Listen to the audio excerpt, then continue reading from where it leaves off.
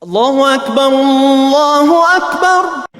Bismillah, walhamdulillah. Assalamualaikum warahmatullahi ta'ala wabarakatuh. Mga kapatid at kasama sa pagpapatupad ng batas, kamakailan lamang ay nakaranas ang ating bayan ng sunod-sunod ng mga sakuna. Ang pagyanig ng malalakas na lindol, matinding pagbaha at hakupit ng malalakas na hangin. Mga kapatid, lahat ng ito hindi lamang likas na pangyari, kundi malinaw na mga paalala mula kay Allah upang tayo ay magbalik loob at magnilay-nilay sa ating mga sarili.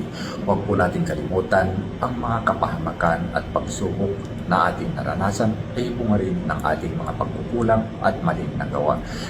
Sinabi ng Allah sa banal ng Quran, Bismillahirrahmanirrahim, "Wa ma asabakum min musibatin fabima kasabat aydikum wa ya'fu an katsirin." At anumang kapahamakan, pagsubok o kalamidad ang dumating sa inyo ay dahil yan sa kasalanang ginawa ng iyong mga kamay. Subalit siya ay nagpapatawad sa marami. Mga kapatid, malinaw ang paalala, ang buhay ay hindi laging madali. Ang bawat pagsubok dumarating sa atin ay may dahilan, may layunin at may aral. Sa likod ng bawat hirap ay naroon ang habag, awa at kabutihan ng Allah. Kaya't kapag dumarating ang pagsubok, huwag tayong paghinaan ng loob, huwag tayong magtanong kung bakit, bagkus magbalik loob tayo sa Kanya. Wabillahi tawfiq wal hidayah. Assalamualaikum warahmatullahi ta'ala wabarakatuh.